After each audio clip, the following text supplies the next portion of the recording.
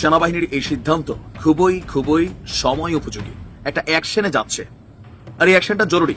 আর এই ব্যাপারে সেনাবাহিনী কিন্তু সতর্ক অবস্থান যাচ্ছে, বোঝাই যাচ্ছে। ডক্টর ইউনূসের উচিত, যদি উনি না পারেন তাহলে আপনি পদত্যাগ করাই দেন, নতুন কাউরে দেন। ইউনূসকে হারাবার ক্ষমতা শাহাবুদ্দিন চুপ্পুর নেই, একমাত্র আছে ওয়াকারুজ্জামান। সুতরাং জমে উঠেছে লড়াই। আর ইউনূস তিনি কি করবেন? তিনিও পালাবার চেষ্টা করবেন, তবে পালাতে পারবেন না। দেখে নেবেন, মিলিয়ে নেবেন কথা।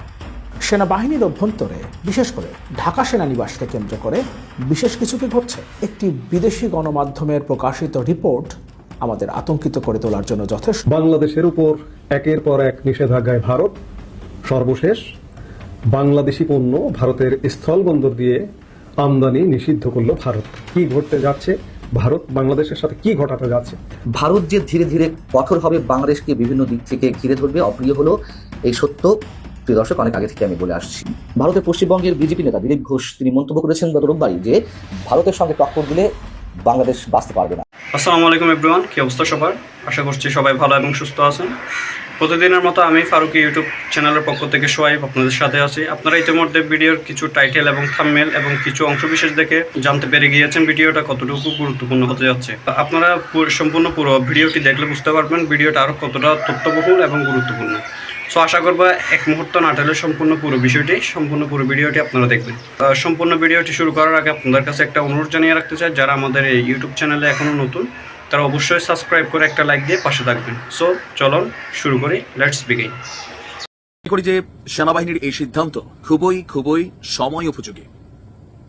সেনাবাহিনী নিয়ে এত ধরনের মন্তব্য, পাবলিকলি কথাবার্তা, আমজনতার এই ধরনের হুমকি ধামকি বাংলাদেশের ইতিহাসে এই প্রথম। যেহেতু পরিস্থিতিটা একটু বিরূপ, আর যিনি সেনাপ্রধান আছেন কাকতালীয়ভাবে তিনি শেখ হাসিনার আত্মীয় ছিলেন, আর এই বিষয়টাকে ব্যবহার করে মোটামুটি সেনাপ্রধানকে নিয়ে যতটুকু কথা আমরা আসলে সবাই বলছি, যাদের ধরেন সেনাপ্রধানের একটা জুতা পরিষ্কার করারও যোগ্যতা নাই, সেখানে আমরা কমেন্ট করছি একদম ক্যান্টনমেন্ট উড়াই দেবো, এই কর্ম সেই কর্ম, জেনারেল ওয়াকারের এই কর্ম। ভাই, এগুলা আসলে আপনি ভাবেন যে আপনার জায়গা থেকে মানে আর্মির একটা সিপাহী হওয়া আপনার দ্বারা সম্ভব কিনা, যাদেরকে নিয়ে কথা বলছেন। তো এই যে পরিস্থিতি, গতকালকে নাশকতার অভিযোগে বরখাস্তকৃত একজন সেনা সদস্যকে আমাদের সেনাবাহিনী গ্রেপ্তার করেছে। আইএসপির বিজ্ঞপ্তি ছিল, আমি নিউজটা দিছি, তাই না?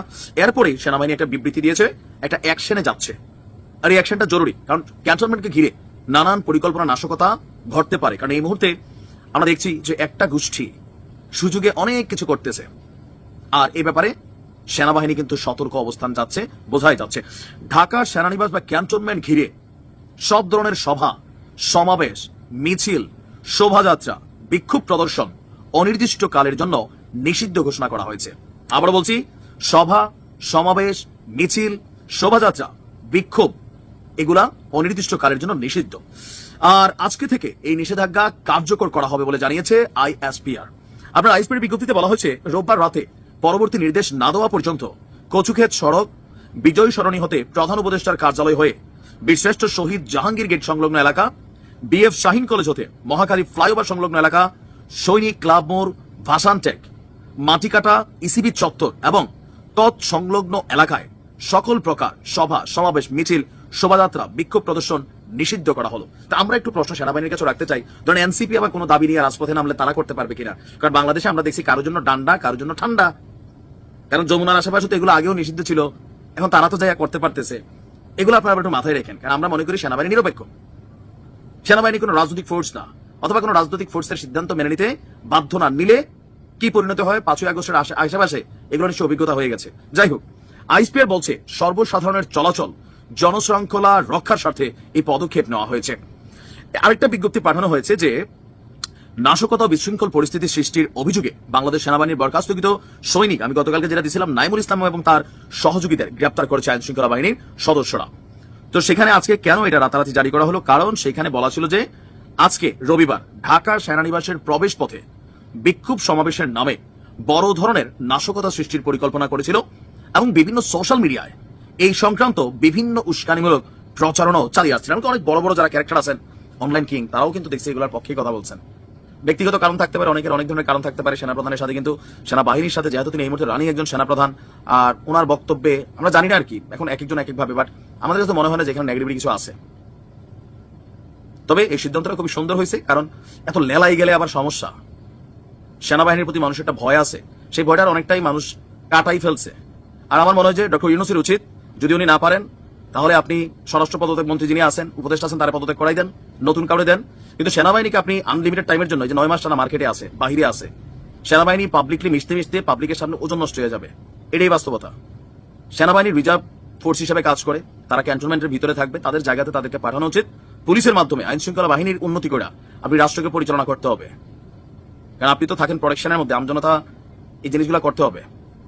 নয়তো সেনাবাহিনী সম্পর্কে মানুষের মধ্যে অনেক ধরনের বক্তব্য তৈরি হবে, ঘটনা দুর্ঘটনা ঘটতেও পারে। বাংলাদেশের উপর একের পর এক নিষেধাজ্ঞায় ভারত, সর্বশেষ বাংলাদেশি পণ্য ভারতের স্থলবন্দর দিয়ে আমদানি নিষিদ্ধ করল ভারত। এই প্রসঙ্গটা নিয়ে আপনাদের সামনে কথা বলতে এসেছি। আপনারা জানেন যে গত 10 মাস যাবৎ ভারত বাংলাদেশ সম্পর্কটা ভয়ঙ্কর তলানিতে। বাংলাদেশ স্বাধীনতার পর থেকে 54 বছরে যে সম্পর্ক হয়নি, আজকে সেই সম্পর্ক পার করছে বাংলাদেশ ভারতের সাথে। কদিন আগে ট্রেড বিষয়ে, বিশেষ করে বাণিজ্য বিষয়ে ভারত একটি খুব বড় ধরনের পদক্ষেপ নিয়েছে, যে বাংলাদেশি পণ্য ইউরোপ আমেরিকার বিভিন্ন দেশে রপ্তানির ক্ষেত্রে আমরা একটা ট্রান্সশিপমেন্ট সুবিধা পেতাম ভারতে। গত এপ্রিলে সেই সুবিধাটি বন্ধ করে দিয়েছে। এই সুবিধাটি বন্ধ করে দেবার কারণে বাংলাদেশ বড় ধরনের ক্ষতির সম্মুখীন হয়েছে। বাণিজ্য উপদেষ্টা যদিও বা এক বক্তব্যে বলেছেন যে মাত্র 2000 কোটি টাকার খরচ বাড়বে মাসিক বা বাৎসরিক। তিনি পরিষ্কার করে বলেননি যে মাসে 2000 কোটি টাকা খরচ বাড়বে বা বাৎসরিক 2000 কোটি টাকা খরচ বাড়বে, এটি বলেননি। 2000 কোটি টাকা খরচ বাড়বে, কিন্তু যেটি হোক, মাসিক হোক আর বাৎসরিক হোক, খরচটা 2000 কোটি নয়, এটি 10-20 কোটিও যদি হয় অবাক হবার কিছু থাকবে না। আমি ছোট্ট একটি উদাহরণ দেই, যে বাংলাদেশের বিমানবন্দর দিয়ে যদি আপনি ইউরোপে একটি পণ্য রপ্তানি করেন কার্গো ফ্লাইটে, বাংলাদেশের বিমানে বাংলাদেশ থেকে পণ্য রপ্তানি করতে প্রতি কেজিতে $6.5 খরচ হয়। আর কলকাতা এয়ারপোর্ট দিয়ে যদি একটা কার্গো ফ্লাইটে আপনি পণ্য রপ্তানি করেন, সেই পণ্য রপ্তানিতে খরচ হয় $4। তাহলে বুঝুন যে কতটা ক্ষতির সম্মুখীন হলো বাংলাদেশ। এরই মধ্যে গতকাল শনিবার আরেকটি খবর পাওয়া গেল যে ভারত বাংলাদেশের স্থলবন্দর ব্যবহার করে বাংলাদেশি কিছু পণ্য ভারতে রপ্তানি করা যাবে না। আমরা সারা পৃথিবীতে এমনিতেই রপ্তানি ধাক্কায় আছি। ভারতে আমরা বাৎসরিক প্রায় $2 বিলিয়ন মতো পণ্য রপ্তানি করি। গত অর্থ বছরে $2 বিলিয়ন পণ্য রপ্তানি হয়েছে। এখন যদি ভারত বাংলাদেশকে নিষেধাজ্ঞা আরোপ করে যে স্থলবন্দর ব্যবহার করে পণ্য রপ্তানি করা যাবে না, তাহলে বাংলাদেশ থেকে $2 বিলিয়ন হারিয়ে যাবে। হয়তো টেনে টুনে $500 মিলিয়ন রপ্তানি হয় কিনা সে ব্যাপারে সন্দেহ আছে। এবং ভারতের বাজারকে লক্ষ্য করে বাংলাদেশে কিছু শিল্প প্রতিষ্ঠানও গড়ে উঠেছে, সেগুলো ক্ষতিগ্রস্ত হবে। বলা হচ্ছে যে শুধুমাত্র ভারতের জওহরলাল নেহেরু বন্দর, বা যেটি নবসেবা বন্দর নামে পরিচিত সমুদ্র বন্দর মুম্বাইতে অবস্থিত, এবং কলকাতা সমুদ্র ব্যবহার করে দেশটির আমদানিকারকরা বাংলাদেশ থেকে পণ্য আমদানি করতে পারবে। পাশাপাশি খবরে আরো বলা হয়েছে যে পাশাপাশি বাংলাদেশ থেকে ভারতের আসাম, মেঘালয়, ত্রিপুরা ও মিজোরামে land customs station, integrated checkpost দিয়ে ফলের স্বাদযুক্ত পানীয়, কোমল পানীয়, প্রক্রিয়াজাত খাদ্য, প্লাস্টিক পণ্য, সুতার উপজাত আসবাবপত্র রপ্তানি করা যাবে না। পশ্চিমবঙ্গের চ্যাংড়াবান্ধা ও ফুলবাড়ি শুল্ক স্টেশন বা LCS এর জন্য এটি প্রযোজ্য হবে।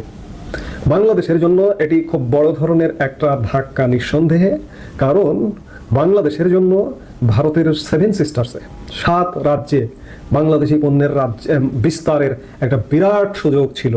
এবং বাংলাদেশি পণ্য যে ভারতে রপ্তানি হয়, এর মোটামুটি একটা উল্লেখযোগ্য অংশ রপ্তানি হয় এই ভারতের 7 সিস্টার্সে। এই 7 সিস্টার্সকে কেন্দ্র করে বাংলাদেশে দু একটা শিল্প প্রতিষ্ঠানও গড়ে তুলেছে। আমি যদি বলি যে বাংলাদেশের শীর্ষ ভোগ্য পণ্য রপ্তানিকারক, প্লাস্টিক পণ্য রপ্তানিকারক প্রাণ RFL গ্রুপের কথাই যদি বলি, প্রাণ RFL গ্রুপের এই মেঘালয়, আসাম, ত্রিপুরা এইসব অঞ্চলে একটা বিশাল বাজার তৈরি হয়ে গেছে। এই বাজার তৈরি হবার কারণে প্রাণ RFL গ্রুপ মাত্র ত্রিপুরা বা আগরতলা থেকে মাত্র 70 কিলোমিটার দূরে হবিগঞ্জে একটা ইন্ডাস্ট্রিয়াল পার্ক করেছে। এটির উদ্দেশ্য হচ্ছে যে ভারতের লাগোয়া করবার কারণ যে ভারতের এই অঞ্চলটাতে তাদের পণ্যের বিস্তার লাভ ঘটবে। এবং সেই ইন্ডাস্ট্রিয়াল পার্কে আমার যতদূর আমি জানি, যতদূর শুনেছি, প্রায় 15,000 মানুষের কর্মসংস্থান। এই যে এই অঞ্চল দিয়ে, এই বর্ডারগুলো দিয়ে, এই 7 রাজ্যের আসাম, ত্রিপুরা, মেঘালয়, এই বর্ডারগুলো দিয়ে যদি পণ্য রপ্তানি বন্ধ হয়ে যায়, হবিগঞ্জের প্রাণের সেই শিল্প প্রতিষ্ঠান ধ্বংস হয়ে যাবে।